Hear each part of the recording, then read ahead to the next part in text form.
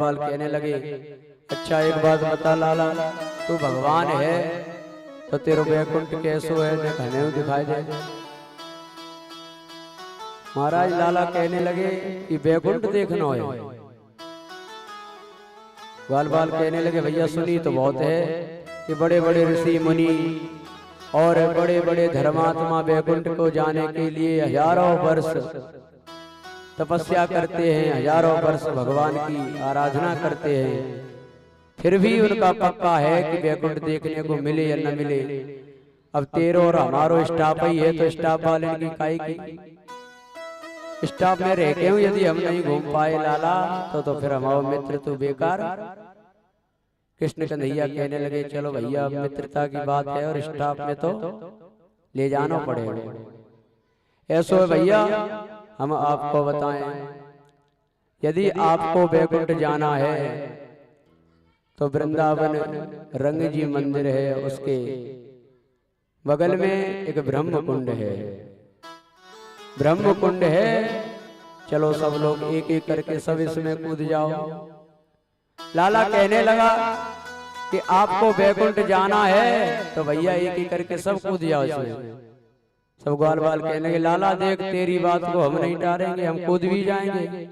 बैकुंठ जाना है तो कृष्ण कन्हैया कहने लगे, बैकुंठ जाना है कि नहीं? जाना है तो कूद जाओ। महाराज जो प्रभु ने कहा एक एक करके धम धमाधम धम धमाधम धम धमाधम कूदते चले गए ग्वाल बाल। और महाराज कूदे हैं कुंड में और पहुंच गए। कहां पहुंचे? कहां पहुंचे? सभी लोग एक साथ बोलिए, कूदे हैं सब ग्वाल बाल कुंड में और पहुंच गए बैकुंड में। बोल बैकुंठनाथ की जय हो। महाराज बैकुंठ में तो पहुंच गए सब ग्वाल बाल। अब सोचने लगे कि यहाँ क्या बोला जाता है। जैसे कहीं कहीं राम राम बोलती है, कहीं कहीं श्याम श्याम बोलती है और कहीं कहीं जय बागेश्वर धाम बोलती है। और हमारे राधा रानी के यहाँ राधे राधे बोलती है। तो महाराज सब ग्वाल बाल पहुंच गए हैं, कोई निकलते दिखाई दे उससे राधे राधे करते हैं, किसी से राम राम कर रहे हैं, कोई बोल ही नहीं रहा है। ग्वाल बाल देख रहे हैं कि यहाँ कोई बोलता ही नहीं किसी से। तब तक महाराज एक द्वारपाल आया, शांत हो जाओ, बिल्कुल आवाज नहीं होनी चाहिए, हमारे मालिक साहब आ रहे हैं। इधर देखा, पहले तो चार चार हाथ के ग्वाल बाल देख रहे थे, लेकिन अब देखा कि चार चार मुख के भी आने लगे। सब ग्वाल बाल घबरा गए, ये कैसा बैकुंठ है? यहाँ किसी से बोलचाल तो बिल्कुल नहीं, लेकिन किसी के चार हाथ हैं तो किसी के चार सर लग जाते हैं। धीरे धीरे जब आगे बढ़े हैं तो महाराज देखा शेष नाग पर शयन कर रहे कृष्ण कन्हैया लाल जी दूर से देख रहे हैं। द्वारपालों ने वहीं रोक दिया। अब ग्वालपाल सब आवाज लगाएं तो द्वारपालों ने कह दिया, शांत हो जाओ, प्रभु अभी आराम कर रहे हैं।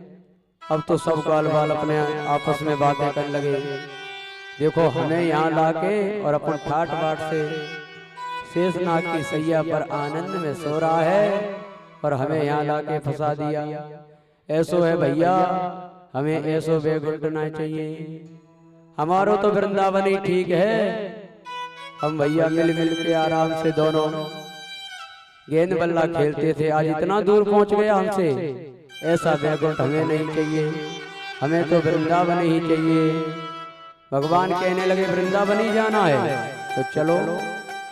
बैकुंठ की इच्छा थी, आपको बैकुंठ घुमा दिया, उन्हें फिर लौट के वृंदावन सब ग्वाल बालों को प्रभु ले आए हैं। महाराज ग्वाल बालों के साथ तो उनके मन की कामना को पूर्ण किया है। इधर गोपियां भी आज प्रभु से आग्रह कर रही हैं कि प्रभु आपका प्रेम हमारे लिए बिल्कुल नहीं होता, अपने मित्रों को आप समय देते हैं, घूमते हैं, खेलते हैं। तो गोपियों के मन की बात को प्रभु ने सुना है और आज प्रभु ने कामदेव से शर्त लगा ली। भगवान पिता रात्रि शरदोत्फुल्ल मल्लिका वीक्षरन्तं मनश्चक्रे योगमायामुपाश्रिता। भगवान पिता रात्रि शरदोत्फुल्ल मल्लिका, शरद पूर्णिमा की रात्रि को महाराज आज प्रभु ने बड़ी मधुर बंसी बजाई है। रात्रि के 12 बजे शरद पूर्णिमा की रात्रि को प्रभु बैठ गए हैं एक वृक्ष की जड़ के नीचे और बड़े ही आनंद में सभी गोपियों के लिए वहीं से आह्वान कर रहे हैं। प्रभु ने बंसी बजाना प्रारंभ की है। आज सब गोपियां धीरे धीरे दौड़ना प्रारंभ कर दी। सभी को पहले से पता तो था कि आज महारास होना है। प्रभु ने पहले से ही बता दिया था। तो कोई तैयार हो रही थी, तो अपने धीरे धीरे सब काम, सुबह वाले काम रात को ही निपटा रही थी। महाराज होता क्या है कि एक गोपी अपने मुख कमल का ब्यूटी पार्लर कर रही थी। फैशन है ना, कहीं भी जाएंगी मैया, भले ही अपने पति देव को ब्यूटी पार्लर करके ना दिखाएं, लेकिन कहीं जाना है तो 1% ब्यूटी पार्लर न रह जाए। बोले कृष्ण कन्हैया लाल की हो। लेकिन उस दिन क्या हुआ, प्रभु जब माया की पट्टी हटा देते हैं तो महाराज ये बाहर का दिखावा बिगड़ जाता है और अंदर की सुंदरता निकल आती है। आज गोपियां प्रतिदिन सज बज के निकलती थी तो बढ़िया तरीके से निकलती थी। आज सज रही है तो कोई काजल लगा रही है तो होठों में लगाई जा रही है।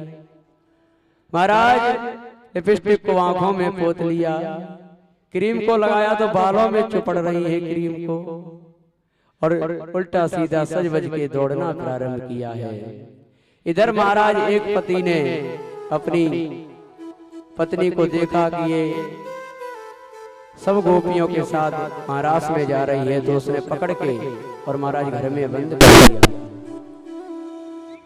प्रभु के पैर प्रेम में उस गोपी ने इतने ब्रह में कातर हुई, इतना उसे ब्रह आया कि महाराज शरीर से तो प्रभु के पास नहीं जा पाई, लेकिन आत्मा से प्रभु के पास पहुंच गई है। बोल कृष्ण कन्हैया लाल की जय हो। महाराज उस गोपी ने ठान लिया था कि मैं प्रभु के पास जरूर जाऊंगी, लेकिन उसने, उसके पति ने ठाना था कि मैं इसे जाने नहीं दूंगा। देखिए ये तन कहीं पर रह जाए, लेकिन हमारे जो हृदय में मन है, हमारे हृदय में जो सूक्ष्म रूप की आत्मा है, वो अंश के पास पहुंच ही जाती है, कोई कितना भी रोके। आज उस गोपी ने अपने शरीर को त्याग कर प्रभु के पास महाराज में पहुंच गई है। सभी गोपियां प्रभु के सामने जाकर खड़ी हो गई और प्रभु बंसी बजा रहे हैं। सभी ने एक साथ आवाज लगाई है, मोहन मोहन। प्रभु की आवाज को सुना है तो बंसी बजाना बंद कर दी और गोपियों को देखा है। गोपियों को देखते ही महाराज आज प्रभु गोपियों का स्वागत कर रहे हैं, कह रहे हैं कि स्वागतम वो महाभागा। हे ब्रज की वसुंधराओ, ब्रज की गोपियों, आपका स्वागत है, आइए। स्वागत किया और उनसे हालचाल पूछने लगे। और तो सब बढ़िया है। अरे एक बात बताइए, आप रात्रि के 12 बज रहे हैं, आप यहाँ क्या करने आई हो? महाराज भगवान ने जब ऐसा पूछा है तो गोपियां अपने पैरों से जमीन को खोदने लगी, अपने अंगूठे से जमीन को कुरेदने लगी है। एक गोपी कह रही है, बहन ये कान्हा क्या करता है? पहले तो बुलाता है फिर पूछता है क्या करने आई? महाराज आज गोपियों से कह रहे हैं भगवान कि एक बात बताओ, मर्यादा में रहने वाली स्त्रियां रात्रि के 12 बजे अपने घर की दहली को लांघती नहीं है। और एक बात हमारे समझ नहीं आई, आप एक साथ सबरी की सबरी भाग आई। अब हालचाल पूछने आई हो तो ठीक है, अब अपने अपने घर जाओ, नहीं सुबह झगड़ा होगा। सब गोपियां शांत खड़ी हैं। प्रभु सुनाए जा रहे हैं, अपने पतियों को पूछकर नहीं आई, बिना पति की आज्ञा से आ गई हो। पतियों पतिव्रता नारी कभी बिना पति की आज्ञा से धैर्य को नांगती नहीं है, और तुम एक साथ सब पतियों की आज्ञा को तोड़कर और सीधी आ गई यहाँ। अभी भी आपके पास समय है, चुपचाप घर लौट जाओ। जब गोपियों ने बहुत देर तक सुना, सुनते सुनते महाराज गोपियों ने कहा, प्रभु यदि आपकी बात हो गई हो तो अब हम भी कुछ बोले। आज महाराज गोपियों ने कहा है कि आप सही कह रहे हैं। जो आपने कहा है कि पति परमेश्वर होता है, उसकी बिना आज्ञा के तुम कहाँ भटकते घूम रही हो, अपने पति के पास जाओ। जो आपने सत्य बात कही है वही सत्य बात को हम करने आए हैं। बोले क्यों, कैसे बताओ। तब सब गोपियों ने मिलके बहुत सुंदर वृत्तांत सुनाया है कि महाराज एक आप कह रहे हो कि पतिव्रता जो स्त्री होती है वो धर्म से चलती है, पति की आज्ञा से चलती है। अब हम आपसे ये पूछ रहे हैं कि एक पतिव्रता स्त्री थी और उसके पति समय आने पर घर से बाहर कमाने के लिए जा रहे थे। उसने कहा, प्रभु आप भोजन बिना पाए तो मैं भोजन भी नहीं करती, और आप इतनी दूर चले जाओगे तो मेरा मन कैसे लगेगा, मैं तो अकेली यहाँ नहीं रह पाऊंगी। पतिदेव कहने लगे, श्रीमती यदि हम कमाएंगे नहीं तो हमारी गृहस्थ जीवन का यह जो गाड़ी है ये कैसे चलेगी। तो पति की बात मान ली तो कहने लगी कि हम कैसे आपको। पति ने कहा, देखो आप ऐसा करो, मैं आपको अपना चित्रपट देते जाती हूँ और आप इस चित्रपट को रख लेना और उस चित्रपट को प्रतिदिन भोग लगा के और आप भोजन पा लिया करना। जब गोपी ने ऐसा सुना है तो अपने पति का वह चित्रपट रख लिया और पति चले गए। समय बीतता गया और पति जब नौकरी से लौटा है तो पति ने गेट को बजाया। गेट को बजा रही है, इधर महाराज वो पतिव्रता स्त्री अपने चित्रपट को भोग लगाने ही वाली थी।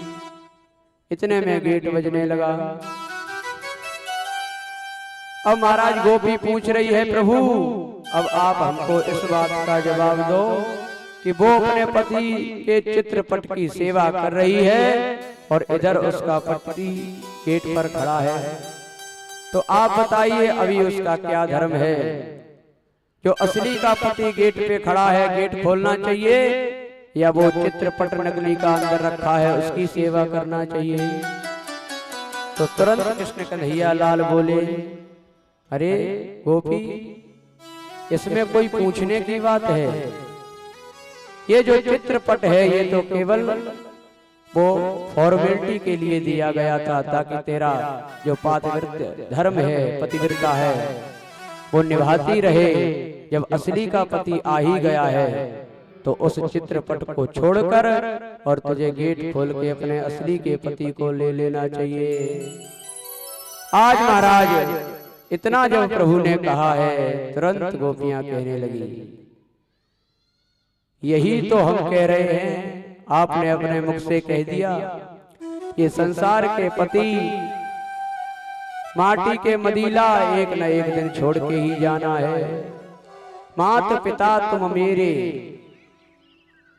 प्रभु आपको ही हमने अब पहचान लिया है, इसलिए इस माटी के मदीलों को छोड़कर आपकी शरण में आए हैं। भगवान समझ गए गोपियों को, और गोपियों की परीक्षा इसलिए ली थी कि महाराज में महाराज कामदेव से विजय प्राप्त करनी थी, और कामदेव से यदि विजय प्राप्त करनी हो तो कोई छल कपट मोह हृदय में नहीं होना चाहिए। आज महाराज प्रभु ने बड़े भाव